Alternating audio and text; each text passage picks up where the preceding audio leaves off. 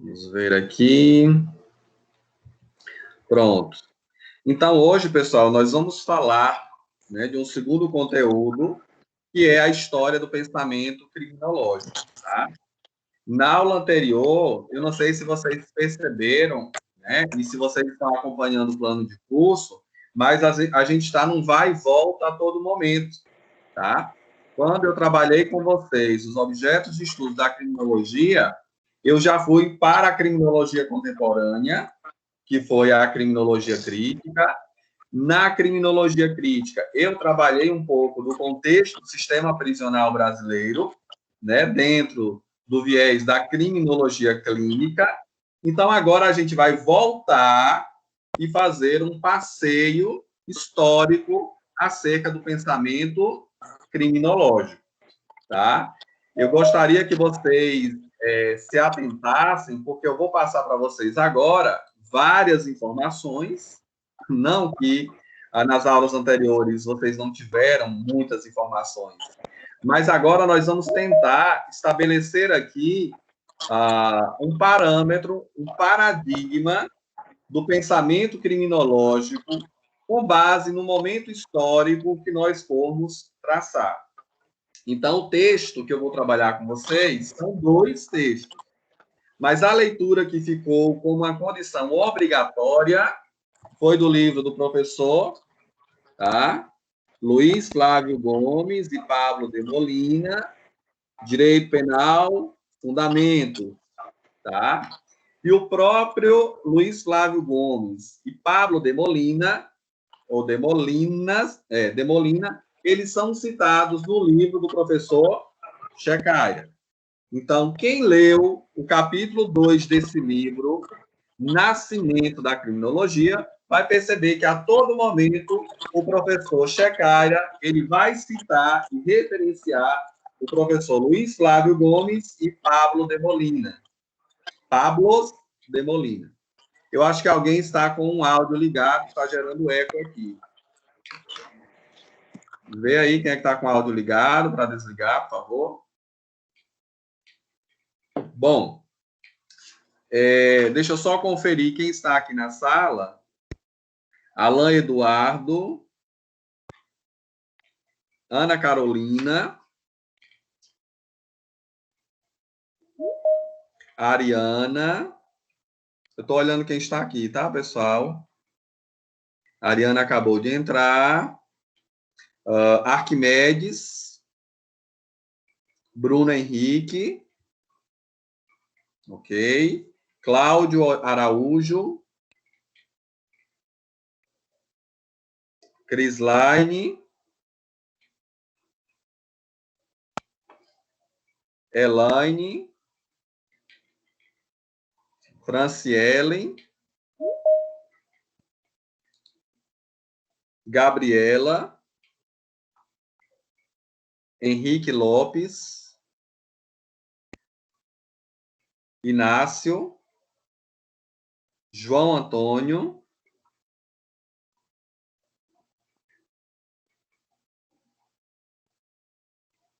Juliane Sene,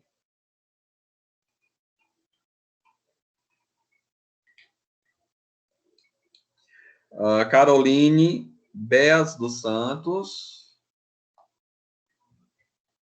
Kessi,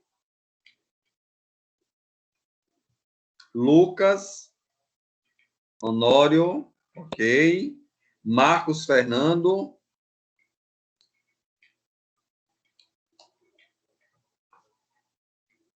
Maicon da Cruz,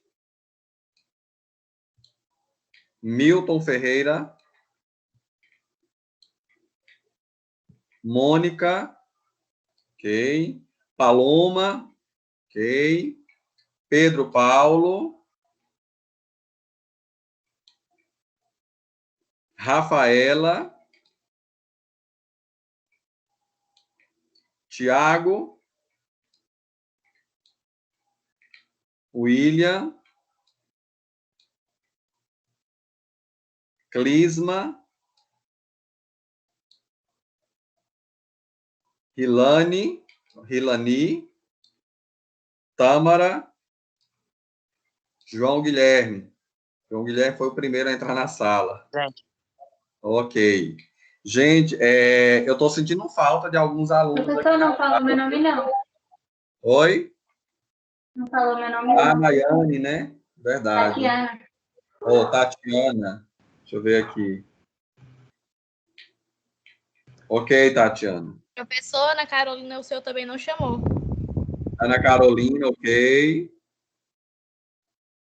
Certo. Depois, se eu não chamei alguém, vocês me falam aqui no chat que eu anoto.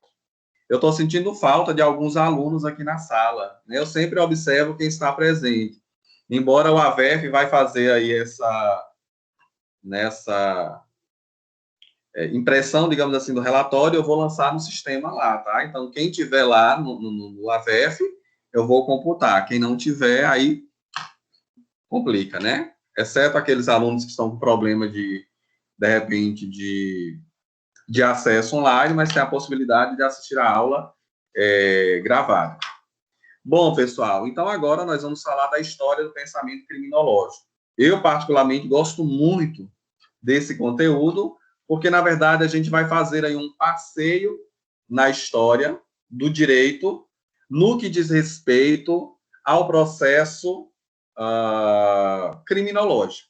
Tá? A gente vai entender aqui como que a sociedade, como que o direito estabelecia seus métodos de punição, de investigação do cometimento do crime. Não diria nem de investigação, mas como que o Estado, a aparelhagem do Estado, o controle social formal, estabelecia, né, as penas para o comportamento delitivo. Então, para isso, a gente vai falar da história do pensamento criminológico. Não vamos falar da Idade Média, porque vocês já viram lá no direito, na história do direito, como que funcionava, né? Nós tínhamos lá o Maleus Maleficarum, que era o martelo das bruxas, o documento medieval que estabelecia, né, digamos assim, os critérios de definição dos crimes de bruxaria. Tínhamos o documento do Inquisitorum, que era o inquisidor, que era o manual do inquisidor, que era aquele que ia investigar, aquele que ia analisar e aquele que ia possivelmente aplicar a pena. Então, não seria nesse viés, digamos assim, do período medieval. Mas nós vamos trabalhar aqui a transição do período medieval para o período moderno. Eu diria mais o período moderno do que o período medieval. Porque a gente vai falar aqui, mais uma vez, do período da Ilustração, ou do período em que se cultuava a razão. Eu vou falar do século das luzes. Então, é no iluminismo que essa corrente de pensamento filosófica, cultural, que vai estabelecer aí um novo paradigma de se pensar o fenômeno criminal.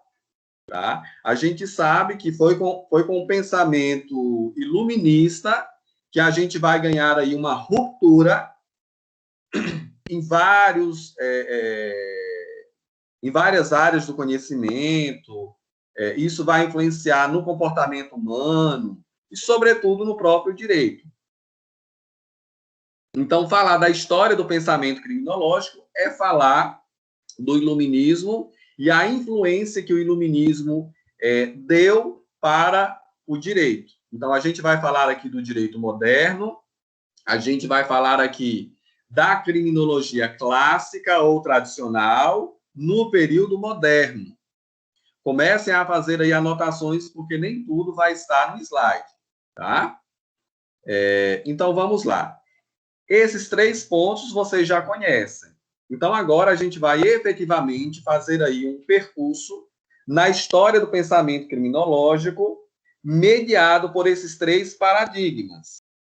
A criminologia clássica e tradicional, ela vai estar ancorada no período moderno, com o surgimento, com a efervescência do pensamento iluminista.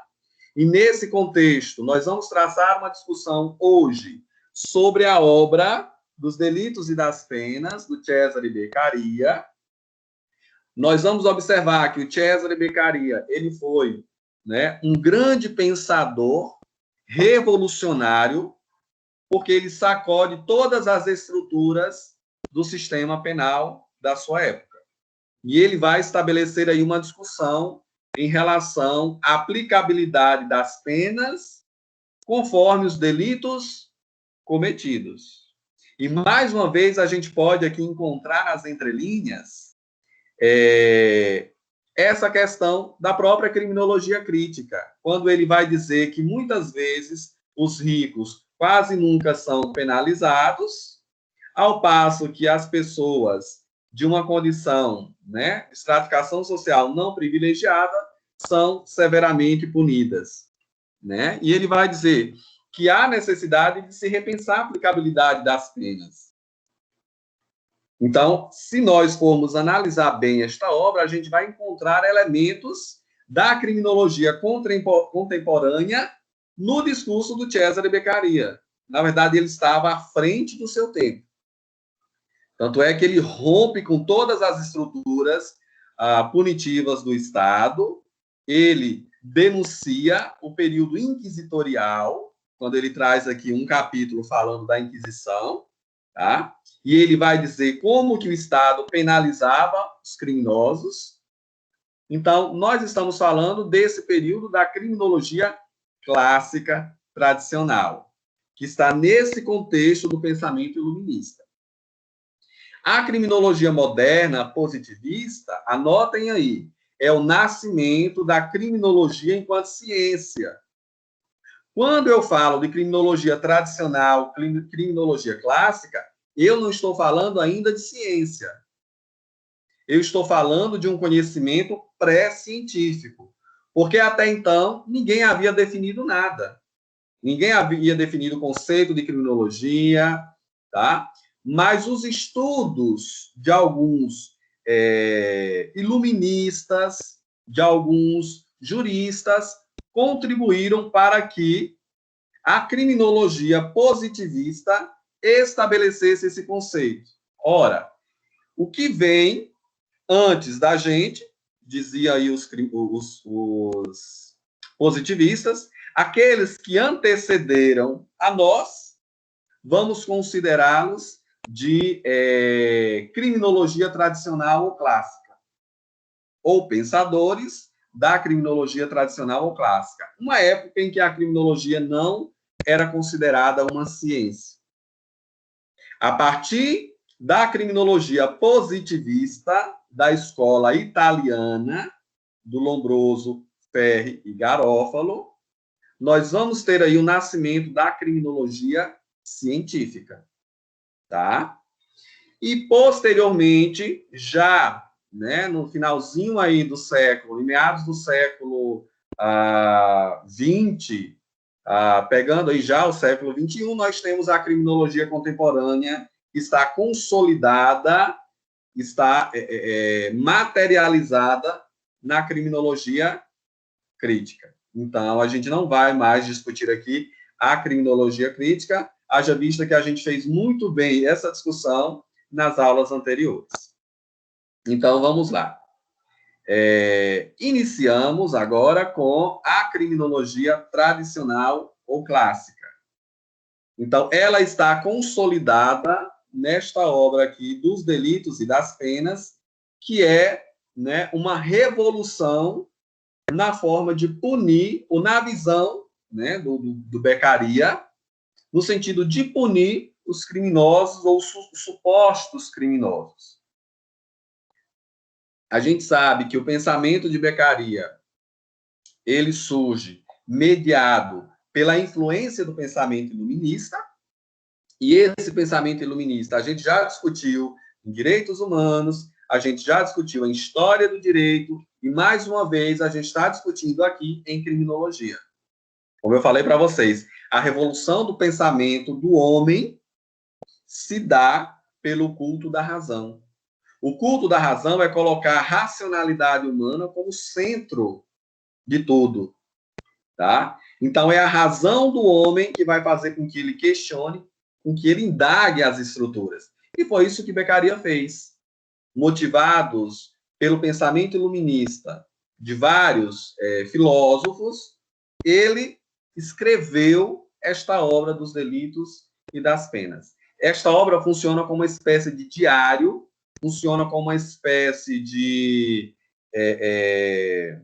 denúncia ao sistema arbitrário e desumano que acontecia naquela época, né? Pegando aí o século XIX, século XVIII, século XIX, tanto é que o próprio Luiz Flávio Gomes, como eu já falei para vocês, produziu essa obra aí, que eu já mencionei, Beccaria e o Drama do Castigo Penal. Será que de lá para cá, será que 250 anos depois, o nosso sistema punitivo se modernizou ou ele continua ainda na barbárie da punição, do castigo?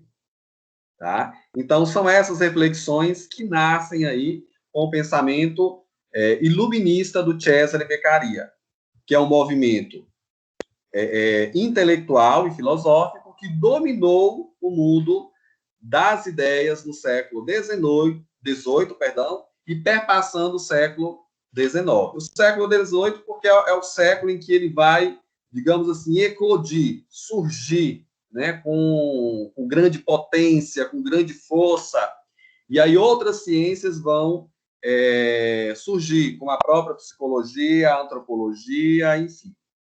Então, o iluminismo e a reação contra o direito e a jurisprudência do antigo regime. A gente já falou como que era a jurisprudência aí do antigo regime. A gente pensar aí que o sujeito muitas vezes não, o sujeito em um determinado momento não tinha lá esse princípio que nós temos hoje do contraditório, da ampla defesa, ele não sabia muitas vezes do que ele estava sendo condenado, né, como o próprio Michel Foucault vai trazer isso no seu livro Vigiar e Punir, o Nascimento das Prisões, né, ou a história da violência nas prisões. Então, esse pensamento iluminista ele vai dar racionalidade à forma punitiva do Estado.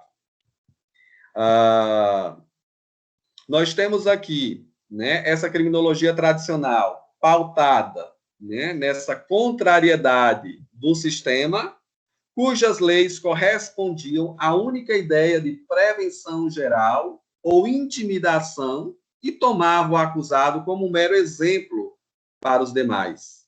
O que isso quer dizer? Se a gente pegar o primeiro capítulo desse livro, Vigiar e Punir, nós vamos encontrar esse conceito. Né? Deixe-me ver se eu consigo localizar aqui um fragmento, quando Michel Foucault ele introduz o capítulo 1 dizendo assim: o corpo dos condenados. Damiens, condenado a 2 de março de 1757.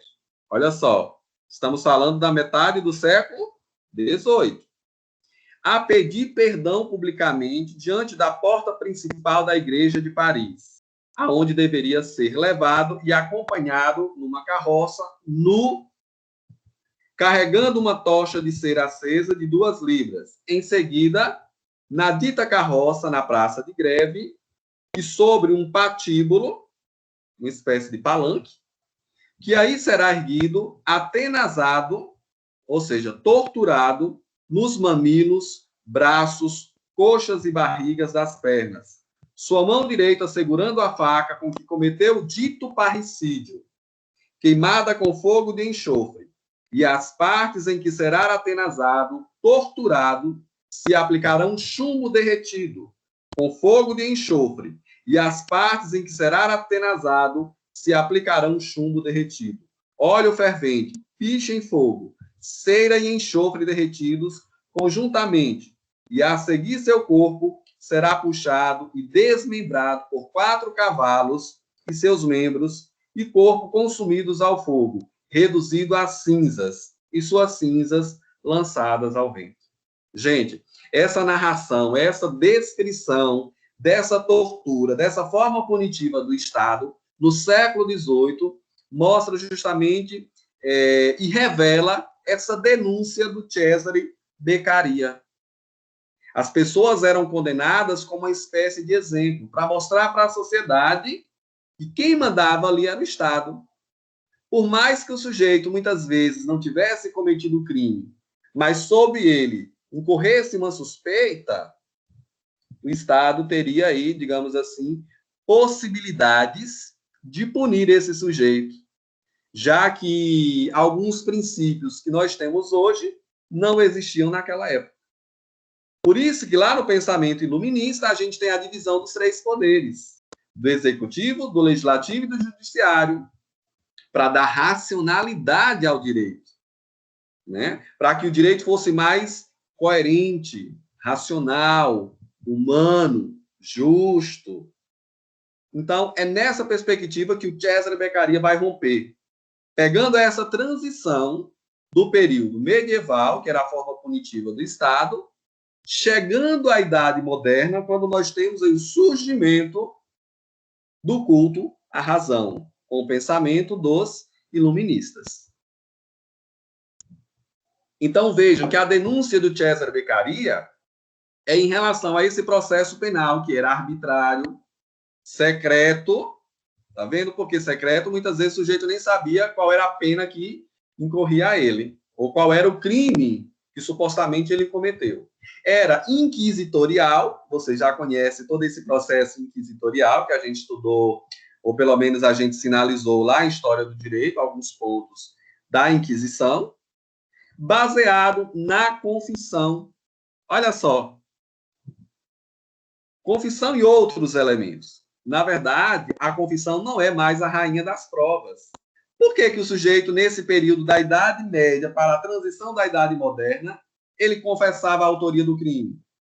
Porque nós tínhamos, nesse período, a tortura, abre aspas, como meio eficaz de prova do cometimento do crime, fecha aspas. Isso era o pensamento daquela época. A tortura é a única forma que o Estado tinha para chegar à verdadeira autoria do crime. Olha como era arbitrário. Olha como era desumano. É isso que o Cesare Beccaria ele vai romper com essa forma. Quer dizer, olha, se o próprio réu confessou, que somos nós para irmos contra? Como é que ele não confessa? Se ele estava lá pisando em brasas, bebendo água fervendo, né? Ou sendo torturado, é óbvio que ele vai confessar, né? A confissão não é a rainha das provas, como diz um brocardo jurídico aí que vocês possivelmente viram lá no primeiro semestre, tá? Então, aqui nós vamos observar a racionalidade que o Cesare Beccaria vai dar na questão penal, né? E qual é a crítica do direito penal aqui? Que é cruel, que é desumano, que não vai garantir com que esse suposto sujeito, esse suposto criminoso, volte à sociedade uma pessoa melhor. Por isso que nós temos aí essa bela reflexão do Luiz Flávio Gomes. Beccaria, 250 anos, e o drama do castigo penal. Gente, continuamos nesse processo. O sistema é arbitrário, é desumano, é cruel. Vocês viram isso lá na criminologia crítica, ou criminologia contemporânea, na fala de Zaffaroni, que é um dos grandes nomes do direito penal mundial, né? Um argentino, que é referência mundial nos estudos aí das ciências penais, criminais, e ele vai dizer isso. O sistema é arbitrário, é desumano. Quer dizer, nós vivemos numa civilização ou continuamos a viver numa barbárie? Tem gente que está fazendo aí o trabalho do ensaio científico sobre o sistema prisional brasileiro, sobretudo em tempos de pandemia. Se o sistema ele já estava numa situação caótica, imagine agora em tempos de pandemia, né? Bom, então vamos seguir aí. Nesse período, a gente tinha ainda, na criminologia tradicional ou clássica, a relação da igreja e Estado, como vocês já estudaram, né? Se eu tenho a relação da igreja e Estado, eu tenho aqui o conceito de crime como sendo um pecado. crime como sendo pecado. E aí a gente entra lá nos crimes de heresia, crimes de bruxaria. Quer dizer, havia alguma racionalidade aí? Não. Porque todo o comportamento do homem estava mediado pela fé. E fé é dogma. Fé não se questiona. Acredita-se. Aceita-se. Por isso que o pensamento iluminista vai romper com esse paradigma dogmático de que a religião justificava tudo, né? Por isso que nós vamos ter aí o nascimento do culto à razão. O homem é capaz de indagar, o homem é capaz de questionar. Então, na criminologia clássica tradicional, nós temos aí esse movimento iluminista, esse movimento do Beccaria em relação ao sistema penal da sua época, tá? Então, quais são os pilares da escola clássica? Legalidade. Será que a forma em que o Estado agia, né, era coerente? Era legal? Se a gente pautar lá na questão de que era secreto, que era inquisitorial, que era arbitrário, bastasse alguém dizer, olha, fulano de tal cometeu o crime de heresia. Bastasse uma denúncia, bastasse uma suspeita, que muitas vezes aquele indivíduo acabava sendo condenado. E sequer ele sabia, né, qual era o crime que pesava sobre ele. Então, minha gente, o Cesare Beccaria está falando aqui da legalidade, da clareza da legislação. O indivíduo precisa saber do humanismo. Por que humanismo? Porque o sistema era muito desumano, ainda é desumano. Era arbitrário, era cruel. Ele vai falar aqui que a pena de morte nunca vai resolver o problema da criminalidade. E se adotava aqui a pena de morte, a tortura. Ele vai dizer o seguinte, olha, é preciso que o sujeito responda pelo seu crime? Sim. Mas que essa aplicação da pena seja humana, seja legal e seja proporcional ao delito que ele cometeu. E seja individual. Quer dizer, porque cada caso é um caso. A gente não pode pegar aí, como a gente aprendeu lá no início do semestre, que a criminologia tradicional, ela é o quê? Dedutiva. Qual é o método da criminologia tradicional? Dedutiva. Por que dedutiva? Porque ela não analisava, né, na sua legislação, o crime de forma individual. Então, é com o Cesare Beccaria que nós temos esses pilares. A individualização da pena. Né? Então, eu preciso aplicar a pena conforme o delito cometido. Então, vamos lá. Olha só. Cesare Beccaria escreveu esse livro dos delitos e das penas, publicado em 1764. Segundo o professor Luiz Flávio Gomes, Cesare Beccaria, né, um jovem com seus 20 e poucos anos, um revolucionário,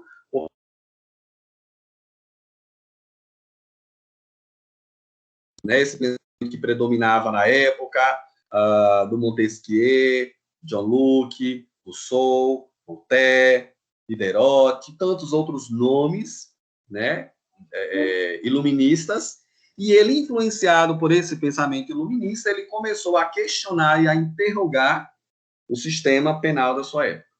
Só que mais do que isso, o Cesare Beccaria, ele rompeu com a sua estrutura familiar, que foi a relação que ele estabelecia com o seu pai.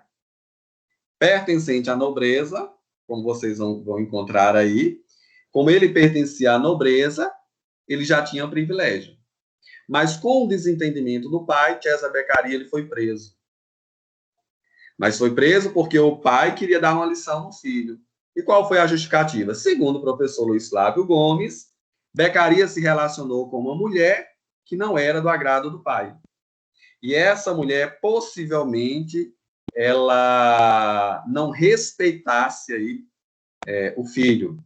Ela tivesse um relacionamento, digamos assim, extraconjugal, enfim. E o pai não aceitava, em hipótese alguma, o relacionamento do Beccaria com essa mulher.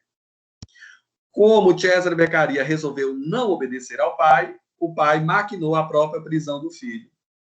E foi lá na prisão que Beccaria conseguiu vivenciar os horrores do sistema da sua época.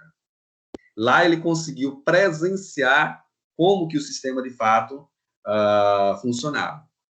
Então, pautado nessa sua experiência também, aos 26 anos, aproximadamente, Beccaria, né, ele vai publicar aí, na verdade, ele vai escrever o livro dos Delitos e das Penas. Um livro curto, mas que, à época, segundo o professor Luiz Flávio Gomes, foi mais lido do que a Bíblia. E esse livro ele foi parar no Index Librorum Prohibitorum, lista dos livros proibidos. Quer dizer, ninguém poderia ler esse livro. Por quê? Porque ele ia corromper o pensamento das pessoas. E, de fato, isso aconteceu. Corromper em que sentido? Dar luz, dar razão ao homem, para que pudesse questionar, para que não pudesse aceitar tudo, para que pudesse revidar e, assim, conseguir mudar o sistema. Né? O sistema, nesse caso, o sistema punitivo. Então, a primeira voz a levantar-se contra a tradição jurídica e a legislação penal do seu tempo, denunciando julgamentos secretos, como a gente viu em História do Direito, as torturas empregadas como meio de se obter a prova do crime, a gente também viu isso em História do Direito, e a prática de confiscar bens do condenado. Era uma tática muito boa para o Estado. Condenando aquele indivíduo, vamos confiscar os bens. Olha como era muito cômodo para o Estado, né? Então, o que se discutia aqui era a igualdade das leis entre os criminosos. Por isso que o título se chama Dos Delitos e das Penas. Ou seja, aplica-se a pena conforme o delito cometido. Então, vamos dar a igualdade das leis entre os criminosos. Quem cometeu um furto tem que ser penalizado por aquele tipo de conduta. Quem cometeu um homicídio tem que ser penalizado pelo crime de homicídio. Aqui não. Né? Aqui não havia, muitas vezes, esta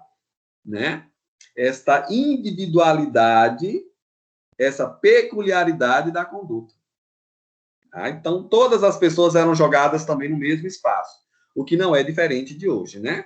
Se a gente observar lá no sistema, nós temos aí pessoas que cometeram crimes, sei lá, de tráfico de drogas, né? Estão aí no mesmo espaço pessoas que cometeram outros crimes, né? Como homicídio, enfim.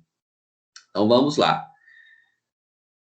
Então, Beccaria, ele vai contra toda a tradição clássica e, mediado, influenciado pelo pensamento iluminista, ele invoca a razão. Quando ele invoca a razão, ele está tentando dar racionalidade, coerência, humanização à penalidade, né? A pena, na verdade. Então, protesta contra os julgamentos secretos, como a gente viu, estabelece um limite entre a justiça divina e a justiça humana. Olha que interessante. Beccaria já vai dizer, peraí, a religião tem a sua função, o Estado tem a sua função. A gente precisa desvincular esta relação de crime com pecado. Pecado está numa perspectiva religiosa, cristã, dogmática. Crime está numa perspectiva de um fato social estabelecido como conduta ilícita, criminosa. Então, não há relação aí entre crime e pecado, ou ao menos não deveria haver. A influência que a igreja exercia, né, na punição dos supostos criminosos foi indagada e questionada por Beccaria. Ele, por pouco, não foi parar na fogueira. Né? Ele só não foi porque ele teve aí apoio de pessoas influentes da alta sociedade, inclusive de outros países, que deram todo o suporte a ele, então ele acabou não sendo punido pelo Tribunal do Santo Ofício, porque ele provocou olha só o que ele diz sobre a Inquisição. É realmente pedir assim, né? Me coloque aí na fogueira, porque eu estou provocando. Olha o que ele diz. Quem ler este escrito perceberá que deixei de mencionar um tipo de delito que cobriu a Europa de sangue humano e levantou funestas fogueiras, onde corpos humanos vivos serviam de pasto às chamas.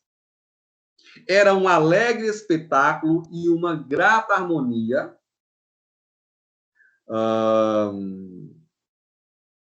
para a cega multidão ouvir os confusos gemidos dos miseráveis que saíam dos vórtices negros da fumaça, fumaça de membros humanos, entre o ranger dos ossos carbonizados e o fringir das vísceras ainda palpitantes. Mas homens racionais verão que o lugar, o século e a matéria não me permitem analisar a natureza de tal delito. Gente, olha só, ele fala, mas ao mesmo tempo ele volta. Ele diz que o século, o lugar e a matéria não me permitem falar de tal delito. Mas ele provocou, né? Ele já começou aí a estabelecer, né, que a Europa ela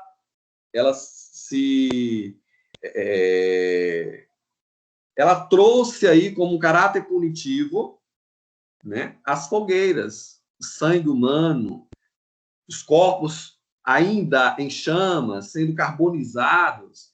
Gente, quer provocação maior do que essa? Há um sistema que era predominantemente teocrático, em que a religião explicava tudo, em que a igreja ela estabelecia a punição. Então, Cesare Beccaria, ele provocou. E ele trouxe aí um capítulo falando disso, mas de forma muito tímida. Tá? Então, ele vai tentar estabelecer esse limite entre a justiça divina e a justiça humana. Vamos separar? Tá? Bom, vamos lá. Outras informações, né? A gente já sinalizou aqui. Então, dos delitos e das penas, é a obra que vai caracterizar essa revolução do pensamento moderno do direito penal. Então, Cesare Beccaria ele foi o precursor do direito penal moderno. Beccaria criticou, olha só, a irracionalidade, a arbitrariedade e a crueldade das penas, das leis penais e processuais do século XVIII. Ele foi um discípulo de Montesquieu, gente. Vamos pegar lá o Espírito das Leis. Eu acredito que ninguém nunca leu essa obra, eu também não li, mas eu tenho algumas referências. É um volume gigantesco. O Montesquieu ele foi um iluminista, ele foi um dos principais nomes do próprio direito, porque ele vai trabalhar com esse processo aí, né, da divisão dos três poderes, enfim. Bom, então, mediado por esse pensamento, eu vou ler aqui algumas páginas. Olha só, na página 42, o que Beccaria ele diz. Vou ler a fonte direta. Só um fragmento. O verdadeiro tirano começa sempre por dominar a opinião, que previne a coragem, a qual só pode resplandecer ou sob a clara luz da verdade, no fogo das paixões ou ainda na ignorância do perigo. Quais serão, entretanto, as penas adequadas a esses delitos? Será a morte uma pena realmente útil e necessária para a segurança e para a boa ordem da sociedade? Serão a tortura e o suplício justos e alcançarão eles o fim a que as leis se propõem? Qual será a melhor maneira de prevenir os delitos? Serão as mesmas penas igualmente úteis em todos os tempos? Que influência terão as penas sobre os costumes? Esses problemas merecem ser resolvidos com precisão geométrica, aqui a nebulosidade dos sofismas, a sedutora eloquência e a tímida dúvida não podem resistir. E no finalzinho ele diz assim, olha como é impressionante.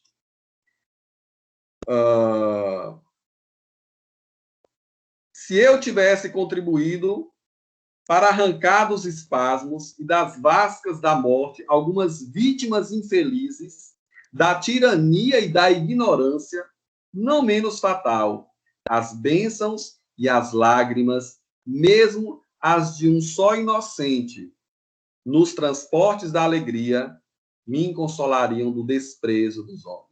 Gente, o Beccaria ele está denunciando, criticando o sistema penal dessa época, que era arbitrário, desumano, cruel, ilegal, tá? Então, ele vai criticar a tortura, ele vai criticar a pena de morte, ele vai criticar os suplícios, e tudo isso o Estado utilizava como uma forma de obter, digamos assim, a autoria dos crimes. Vamos ver aqui na página 50, só mais uns fragmentos, para a gente tentar entender o pensamento do Beccaria, direto da fonte. Olha só. Crueldade, consagrada pelo uso, na maioria das nações, é a tortura do réu durante a instrução do processo, ou para forçá-lo a confessar o delito, ou por haver caído em contradição, ou para descobrir os cúmplices, ou por qualquer metafísica e incompreensível purgação da infâmia, ou, finalmente, por outros delitos de que poderia ser réu, mas dos quais não é acusado. Outro motivo ridículo da tortura é o da purgação da infâmia, isto é, que um homem julgado infame pelas leis deva confirmar seu depoimento com a tritura de seus ossos. Esse abuso não deveria ser tolerado no século XVIII. Acredita-se que a dor, que é sensação, purgue a infâmia, que é mera relação moral. Será a dor realmente um cadinho? Será a infâmia um corpo misto, impuro?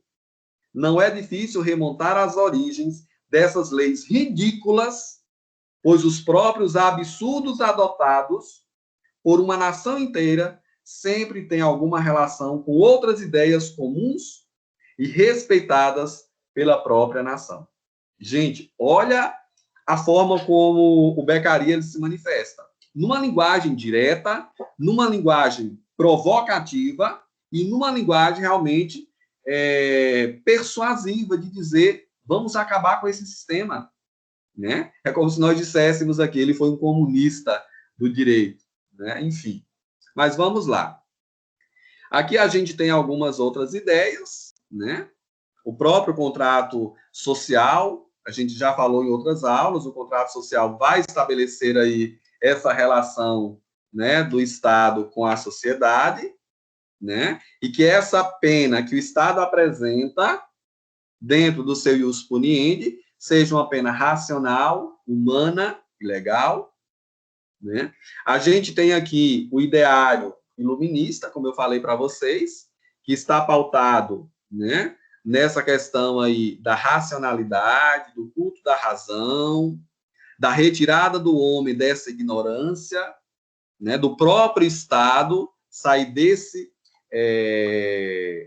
olhar desumano, cruel. A gente sabe que até hoje ainda é desse jeito, né? Mas é uma denúncia. Então, o próprio Beccaria vai trazer aqui a discussão sobre a proporcionalidade das penas. Ele vai dizer, a pena é fundamental? Tem que punir. Mas o Estado tem que ser coerente na sua punição. É essa crítica que ele fazia no século XVIII, e é essa crítica que os penalistas, criminólogos, juristas fazem ainda hoje. Vocês viram lá a fala do professor Rogério Greco na entrevista. Como que o Estado ele se posiciona. Vocês viram aí a fala do professor Luiz Flávio Gomes no texto dele.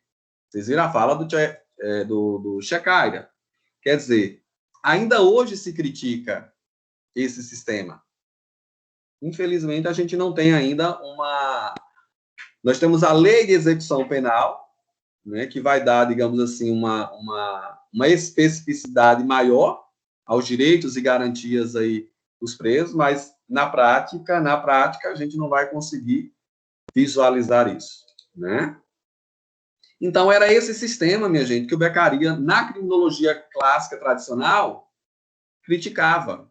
Já era no período moderno aqui, século XVIII é período moderno, mas ainda vivíamos, né, nessa influência ainda do posicionamento do pensamento da igreja em relação ao Estado.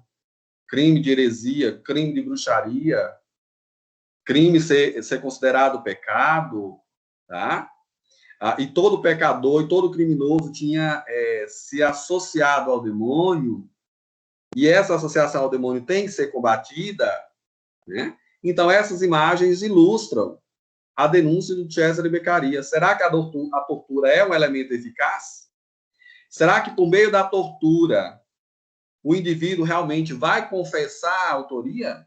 Se não foi ele, né? Mas o Estado, ele precisa de quem? O Estado precisa de um exemplo. O Estado precisa do criminoso, para que o Estado reforce a sua autonomia no sistema arbitrário de punição.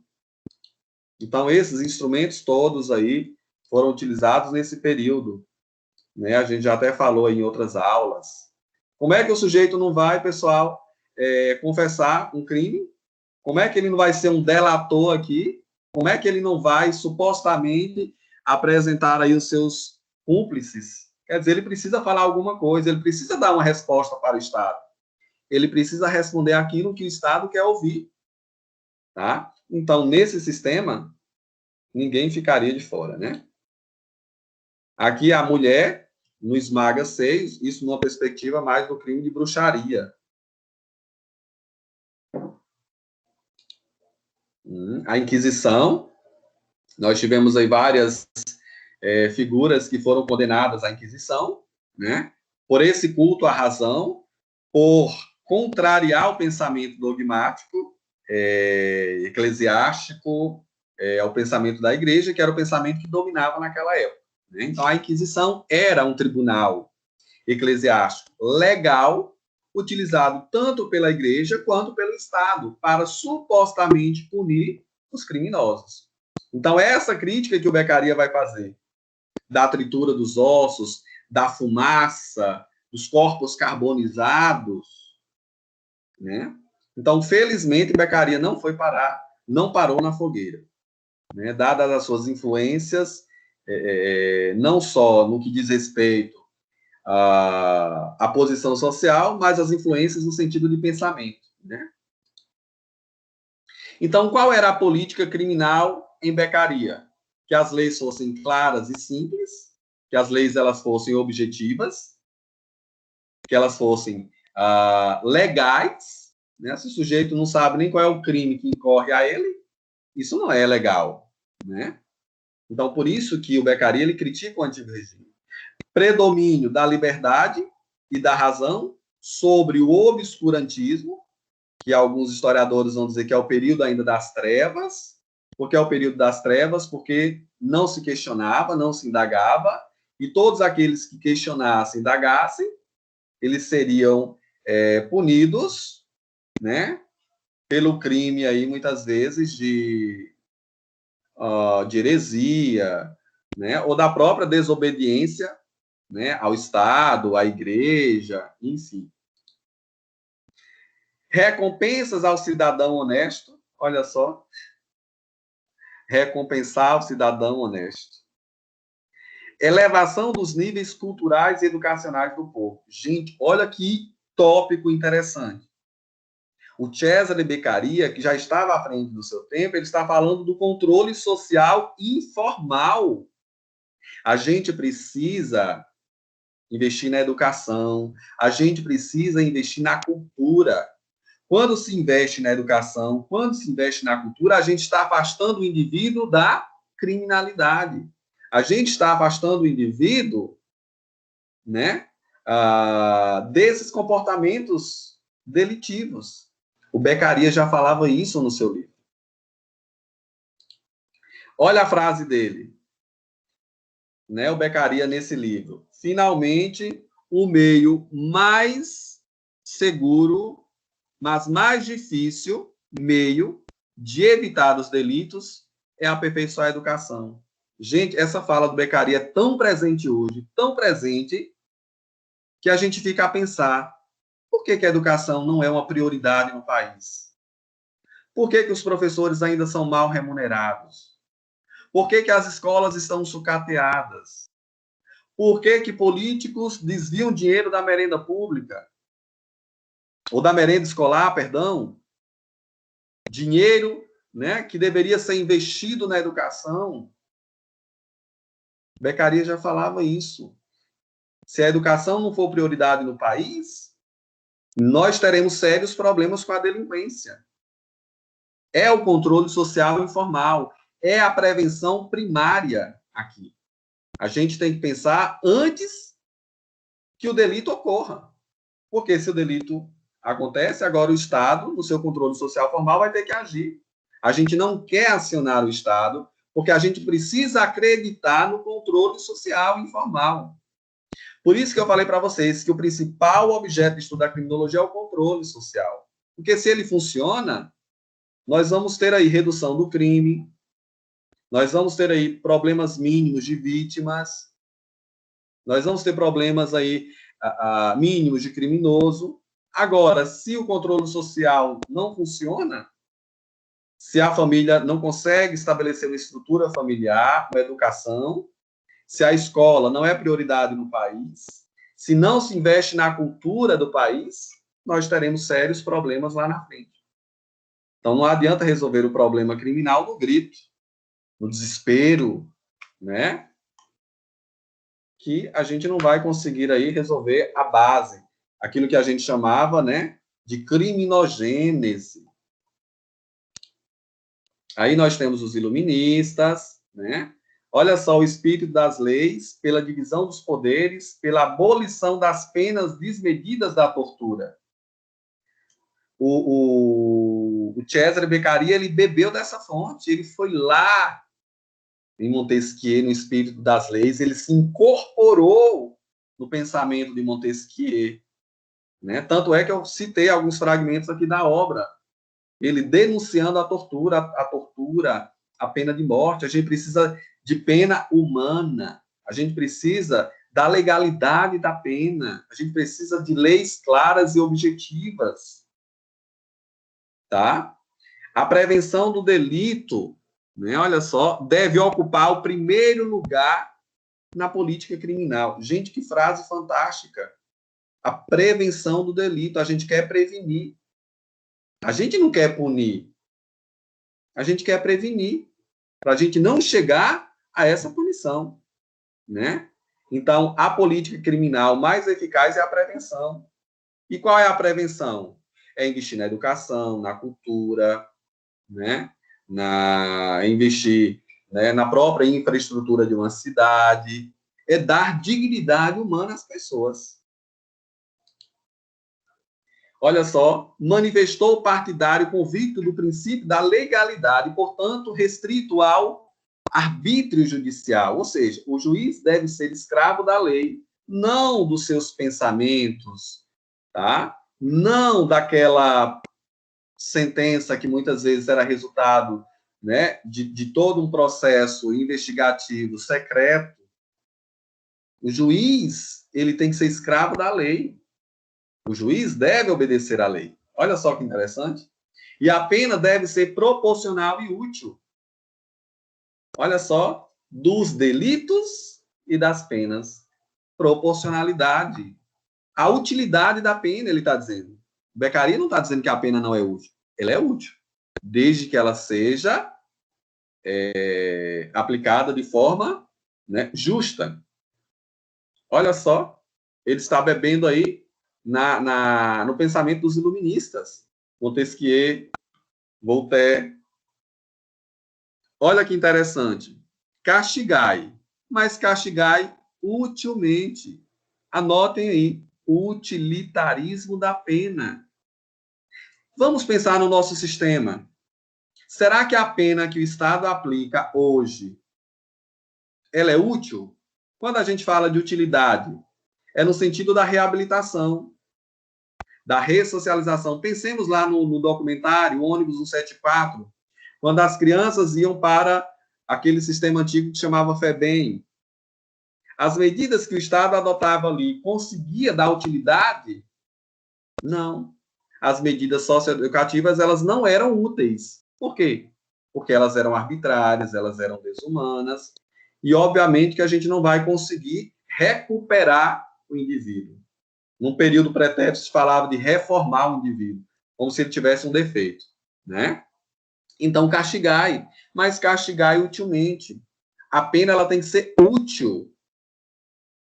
Se enfoca a justiça com uma venda sobre os olhos, é necessário, né?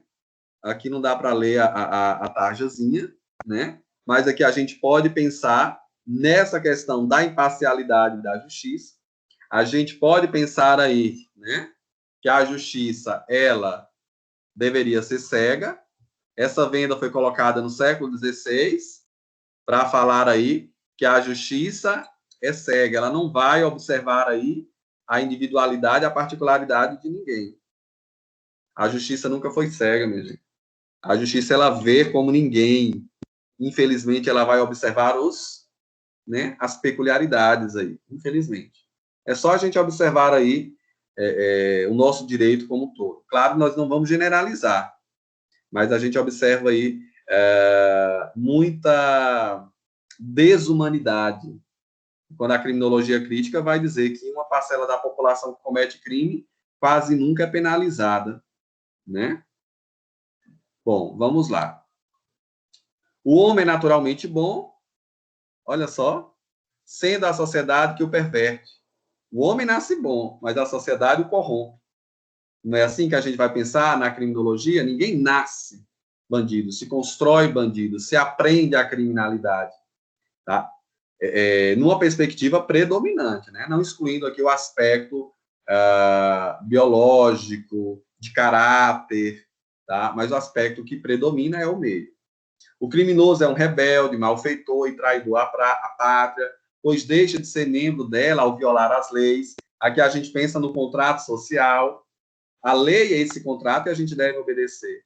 Quando a gente infringe a norma, a gente está descumprindo. E ele vai chamar aqui de rebelde, né? O suplício indica a debilidade ou a preguiça do governo. Olha só. Não há homem mau que não possa ser transformado num homem bom para algo. Aqui acredita-se na reabilitação do indivíduo, na utilidade da pena. Se a pena ela de fato for útil, ela vai atingir a sua finalidade, que é devolver o indivíduo para a sociedade uma pessoa melhor. Tá? Em um Estado organizado, há poucos delinquentes. Isso é fato, né, minha gente? O que é um Estado organizado? É um Estado que investe em políticas públicas. É um Estado que vai investir em políticas criminais preventivas, como a educação, como a cultura. Por que a cultura, né, no atual cenário, no atual contexto, está tão ameaçada? Por que nós não temos mais o Ministério da Cultura? Nós temos apenas uma secretaria. A cultura não é fundamental? Em tempos de pandemia, quem é que está nos socorrendo? A arte. A Netflix. Isso é cultura, é produção, né? É arte. Então, assim, veja que o Estado organizado, ele vai gerar pouca delinquência. Agora, se o Estado ele se faz negligente, a criminalidade vai imperar. Né? Então, o crime demonstra a má estruturação do pacto social, a desorganização do Estado. Claro, a legislação ela não é bonita, ela não é, teoricamente falando, perfeita, mas por que na prática a gente não consegue observar essa efetividade? Desorganização do Estado. Por alguma razão, o Estado ele não se faz organizado. E aí que a gente vai entrar nas escolas sociológicas do crime. Teoria da aprendizagem social, teoria da anomia, o crime do colarinho branco, né? Tudo isso desorganiza a aparelhagem do Estado. Quando a corrupção ela é tão presente, né, ao ponto de dizermos, fulano rouba, mas faz. Isso não deveria estar no nosso discurso, tá? Mas, infelizmente, culturalmente falando, a corrupção ela está tão presente, a desorganização do Estado está tão presente que a gente acabou acostumando, né? Aqui tem alguns pontos, né? Eu gostaria de ouvir vocês agora. Tá? Até aqui, o que vocês têm a falar da criminologia clássica? Perguntas sobre a criminologia clássica? Alguma pergunta sobre, né, dos delitos e das penas? Cesare Beccaria? Alguma dúvida? Hã? Cadê o livro do... achei. Nenhuma pergunta, gente? 12 pessoas apenas aqui na sala. Olha o que o Checaria ele vai falar da criminologia clássica e da criminologia positivista, que é essa que nós vamos falar agora, que é bem interessante. Deixa eu só pegar aqui um fragmento. Deixa eu ver se eu localizo aqui. Achei.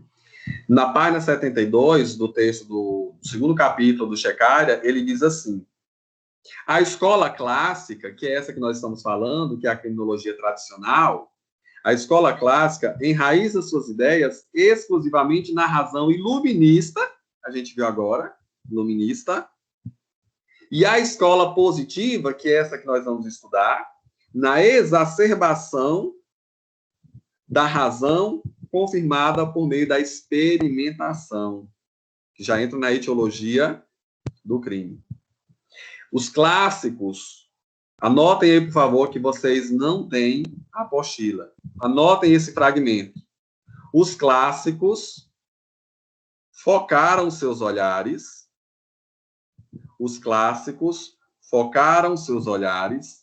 no fenômeno e encontraram o crime. Grife a palavra crime. Os clássicos focaram seus olhares no fenômeno. Grifem fenômeno e encontraram o crime. Grifem o crime. Ponto e vírgula. Os positivistas fincaram suas reflexões nos autores desse fenômeno. Grifem aí, autores.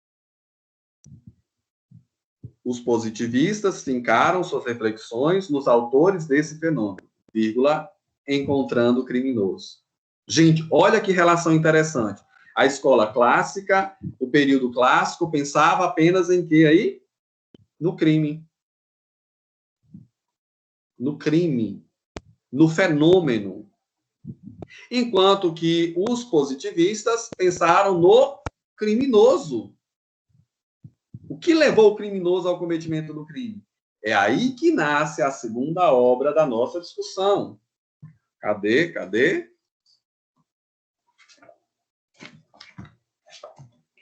O homem delinquente. O homem delinquente é quem, gente? O criminoso. Então, a escola positivista aqui, que é a etapa científica da criminologia, ela vai focar no autor do fenômeno delitivo. A escola clássica foca no crime, né? No fenômeno. Aqui o foco é no criminoso, que leva o homem a delinquir. Não foi isso que a gente viu na etiologia? Quais os fatores que levam o sujeito a delinquir? Eu estou pensando no criminoso. Lembra lá do Sandro? O que levou o Sandro ao cometimento do crime? Quais os fatores que propiciaram, que corroboraram para o fenômeno criminal? A gente está focando no criminoso, em estudar as motivações, tá? Então, esse posicionamento da escola positiva predomina também na escola da criminologia contemporânea. Claro, com outros elementos da criticidade, mas predomina. A gente quer saber o que desencadeia o cometimento do crime, mas não para determinar, né? Então tá, se ninguém tem nada a falar, vamos prosseguir. Aqui agora nós vamos entrar na segunda etapa do pensamento criminológico, o positivismo criminológico. Atentem-se que na atividade avaliativa eu vou utilizar outras nomenclaturas para falar do positivismo criminológico. Possivelmente vocês vão encontrar aí escola positiva italiana,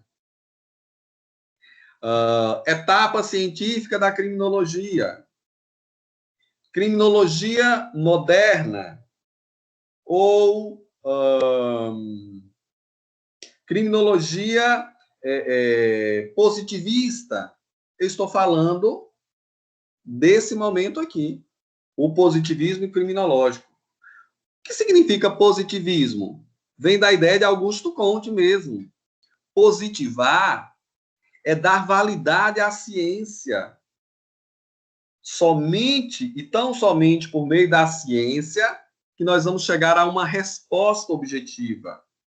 Então, o positivismo nada mais é do que você ir na realidade, estudar aquela realidade e dar objetividade àquela realidade.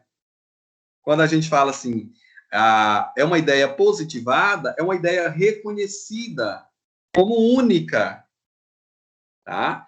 Então, aqui nós vamos falar agora da etapa científica da criminologia.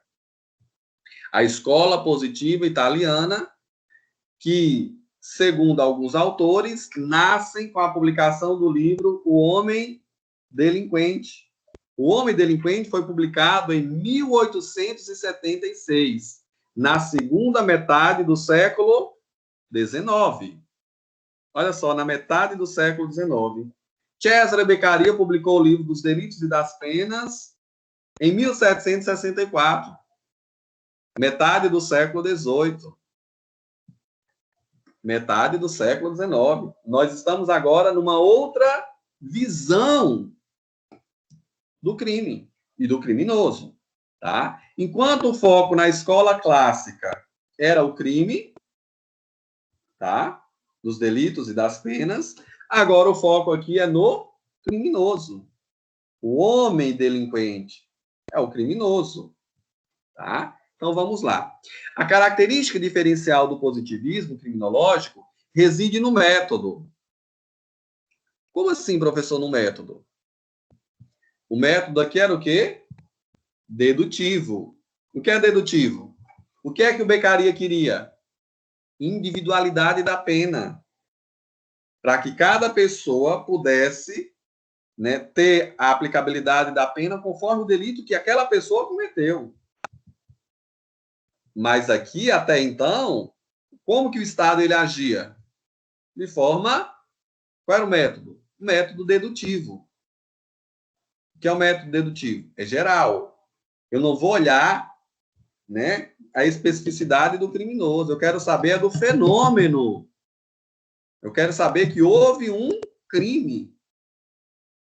Eu não quero saber aí as causas que levaram esse indivíduo ao cometimento do crime. Eu quero punir o criminoso, né? E punindo o criminoso, eu estou pensando exclusivamente, tão somente no crime.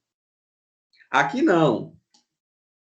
Vamos pensar no criminoso, vamos punir. Mas vamos tentar entender quais as razões que levaram o homem a delinquir?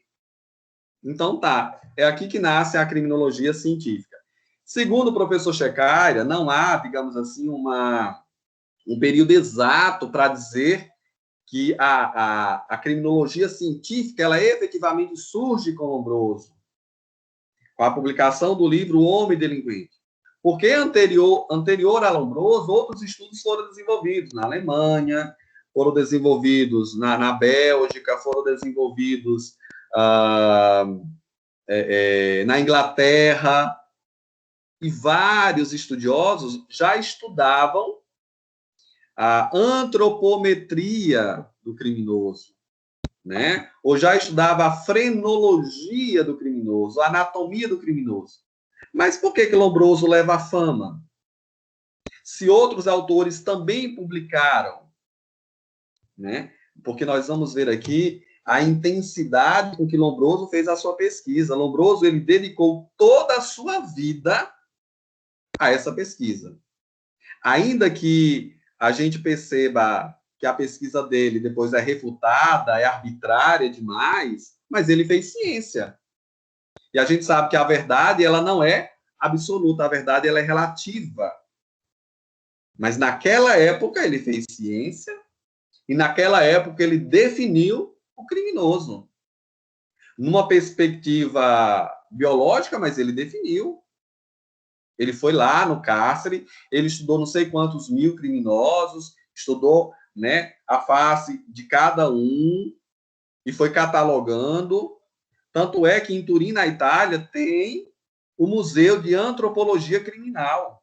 Se alguém um dia tiver a oportunidade de ir à Itália e visitar, eu acho que é Turim, vai encontrar lá, eu vou mandar depois o link aqui, ou no Zap, do Museu de Antropologia Criminal. Centenas e centenas de crânios que foram catalogados por Lombroso. O tamanho do crânio, o tamanho do nariz, né? A questão, né, das mãos, os traçados, as linhas, tudo isso Lombroso estudou no cárcere. E ele chegou a uma constatação, ele disse que todos os criminosos que ali estavam apresentavam a mesma semelhança. Obviamente, então, a gente tem aí, né, a antropologia criminal de Lombroso. Ele vai dizer que a conduta delitiva está relacionada a uma questão biológica e não sociológica, é biológica. Embora a gente perceba que depois Lombroso, no finalzinho da sua vida, ele percebe que o meio social contribui. Mas ele estava tão, digamos assim, não é orgulhoso, mas ele não queria dar o braço a torcer e dizer, não, o fator sociológico também contribui. Ele vai dizer, não, o criminoso ele já nasce com algumas características anatômicas, atávicas, né? O sujeito nasce com algumas características. E não foi só Lombroso que pensou assim. Muitos estudiosos de vários países. Mas foi ele que levou, digamos assim, a fama com a publicação do Homem Delinquente. Bom, então aqui nós vamos ter um método empírico. O que foi que Lombroso fez? Foi lá no cárcere e estudou individualmente cada um. O que é empirismo? É você estudar um assunto por meio da experiência. O conhecimento é a posteriori. Né? Primeiro eu estudo aquela realidade, e a partir daquela realidade eu tenho um conhecimento. E a partir disso, desse conhecimento, ele vai positivar, ele vai dizer, olha, aqui está a positividade do meu estudo. O que é o positivismo? É você validar uma possível verdade em um determinado momento. Olha um fragmento aqui de Lombroso, pessoal. Consegui alcançar isto com o estudo de 9.234 indivíduos, dos quais 3.886 soldados honestos e 5.348 criminais, ou meretrizes, ou soldados delinquentes. Entre eles, 200 mulheres, 378 franceses. E isso graças à ajuda e paciência de mais uma dezena de médicos. Gente, ele fez ciência, ele experimentou, ele foi na realidade, estudou essa quantidade de pessoas e foi traçando o perfil. Tá? Mas vamos lá. Aqui a gente vai perceber que o crime tem origem individual e não social. Né? A escola clássica focou o crime como uma perspectiva do método abstrato. A gente viu o que é abstrato. né? Fica tudo muito no geral, não é palpável, não é individual, né? E a gente vai observar aqui a crítica, né, do próprio Henrique Ferri, que vai falar da questão lá do silogismo aristotélico. O que é que Aristóteles apresenta no seu método?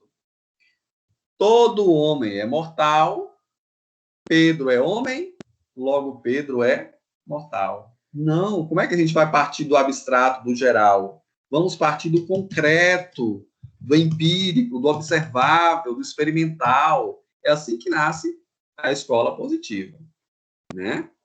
Bom, mas vamos observar aqui alguns elementos. Bom, eu gostaria de ouvir vocês agora aí.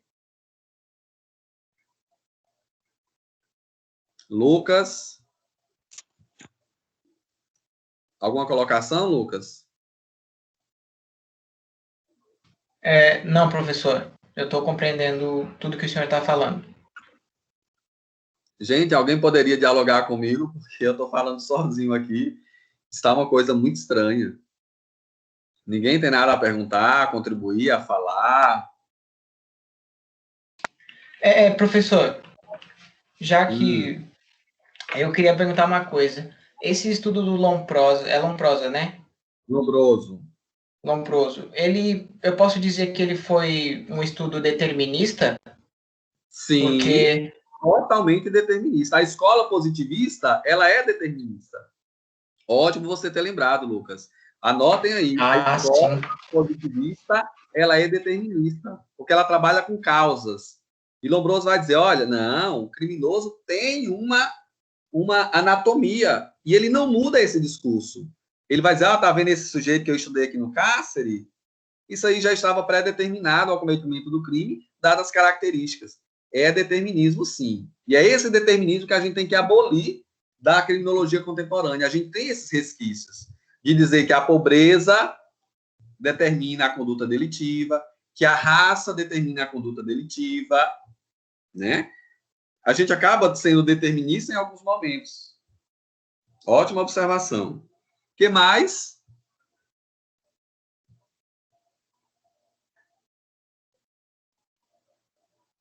Ninguém mais? Professor.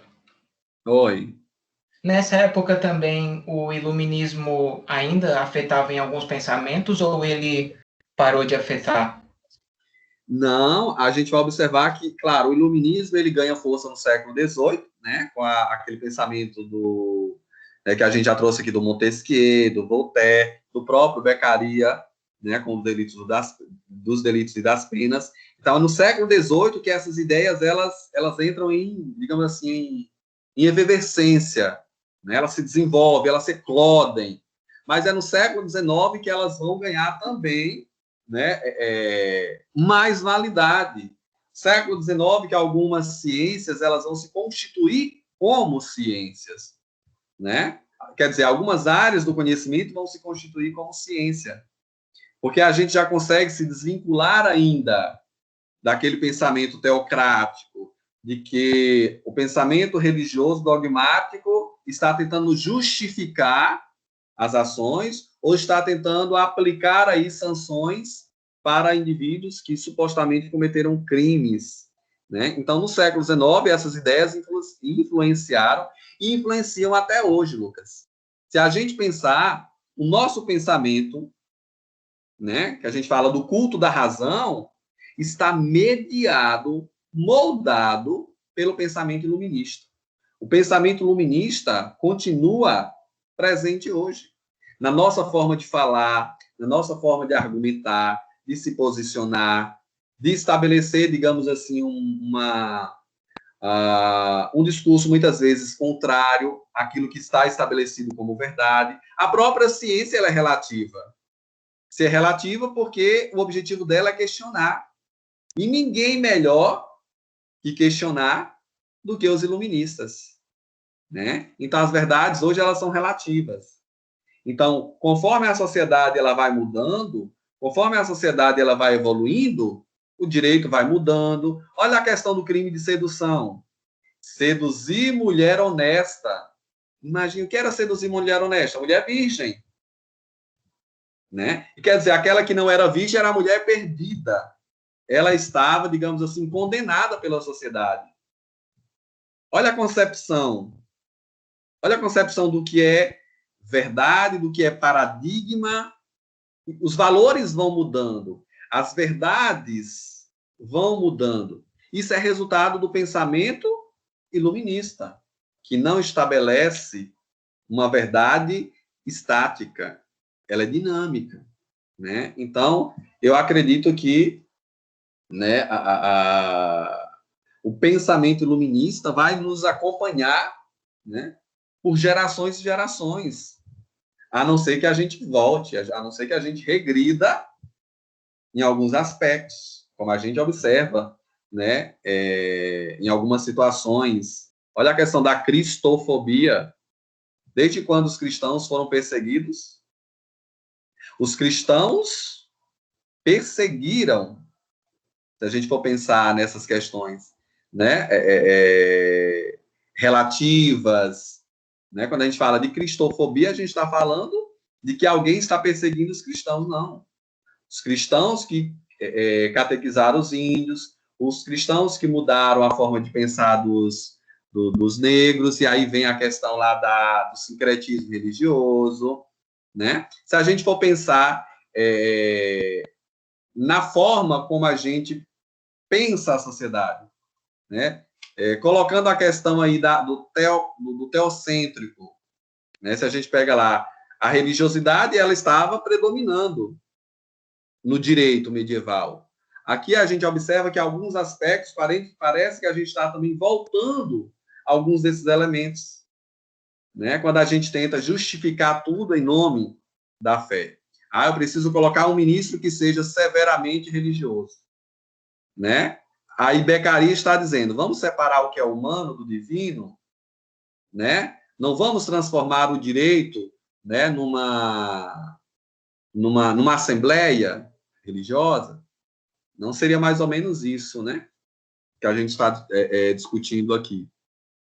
Esse pensamento do culto da razão, né? Será que esse culto à razão pode regredir, né? Em alguns aspectos a gente percebe que sim, né? Em outros eu acredito que a gente não vai mais voltar ao status quo. Pelo contrário, na sociedade, os movimentos sociais, os grupos de resistência é resultado desse pensamento iluminista. O movimento negro, o movimento feminista, o movimento LGBT, o movimento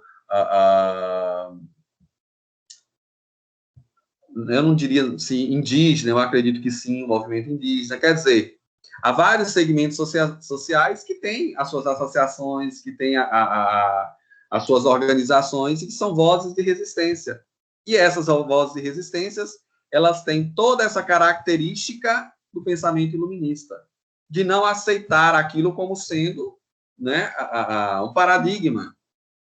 Enfim, né? Então, são várias questões interessantes que a gente pode pensar aí. A Ariana gostaria de falar algo?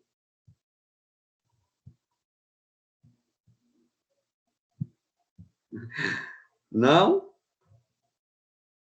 Vocês já viram os memes que rolam aí nas redes sociais? Eu fico imaginando, meu Deus, será que os alunos estão assistindo a aula? Os memes do professor estão lá dando aula, aí está lá, né, a imagenzinha.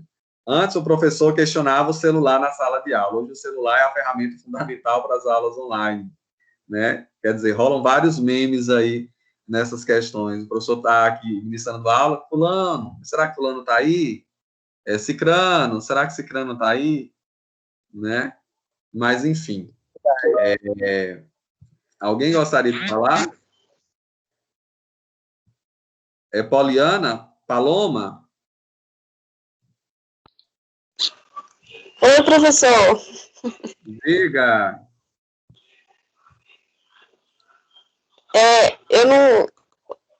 Eu vou falar dos memes que parece até ritual, né? Os professores ficam, tem alguém aí?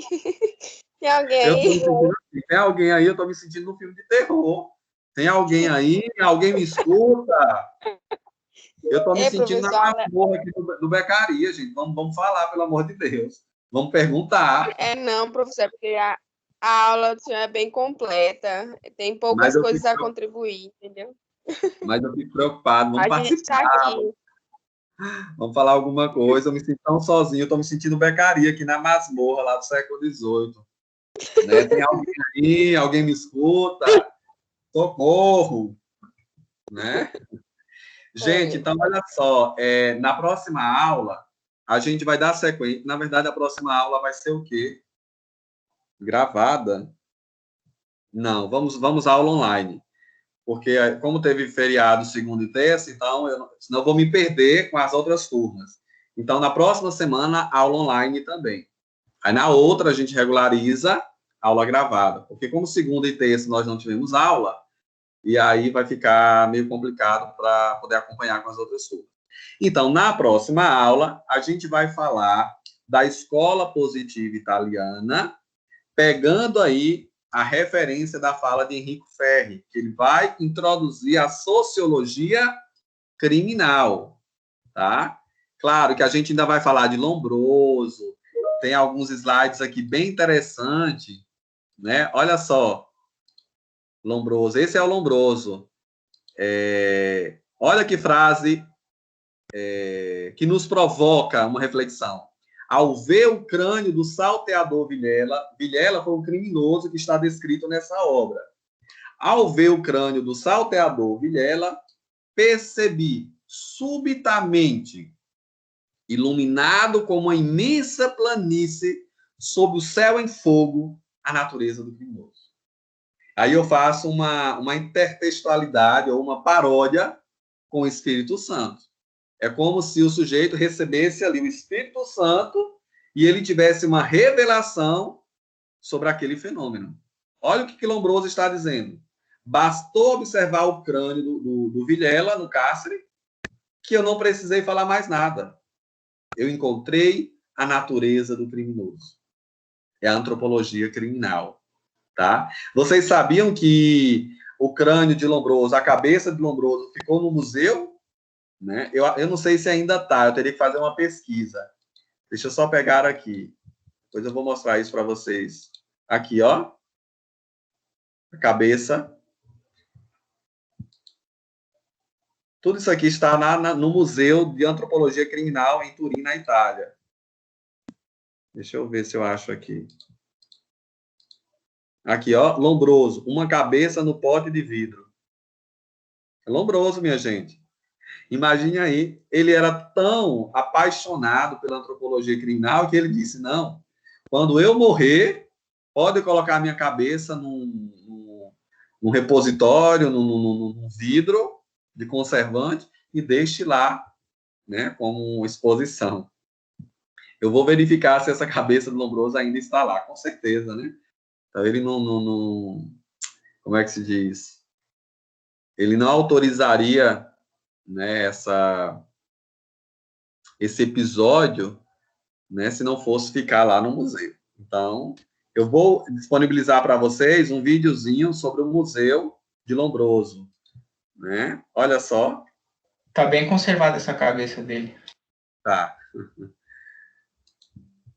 Lombroso não morreu, já dizia aí o professor Luiz Flávio Gomes, né? Não morreu em todos os sentidos. As pessoas continuam sendo julgadas por esse determinismo, Lucas, e Lombroso, literalmente falando, continua lá, né? Então tá, minha gente, na próxima aula a gente vai falar com mais propriedade, né, acerca da teoria de Lombroso. Vou ler alguns fragmentos. Lombroso vai falar da tatuagem criminal nas partes íntimas do preso. Lombroso estudou tatuagem no pênis dos criminosos.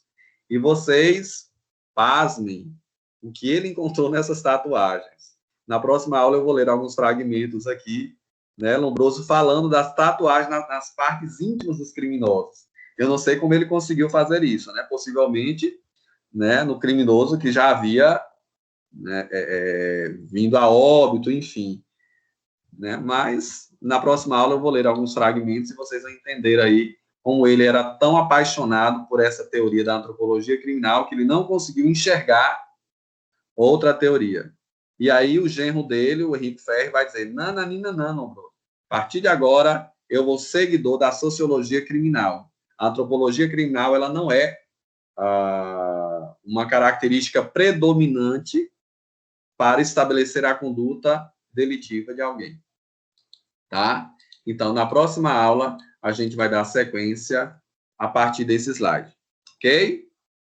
Então, por aqui a gente finaliza a nossa aula. Tá? Desejo a todos aí um ótimo fim de semana. Amanhã vocês terão que enviar para o meu e-mail a delimitação do ensaio científico. Já temos data para a entrega parcial, para eu saber se vocês estão produzindo no caminho, e a data de entrega final, que é antes da apresentação.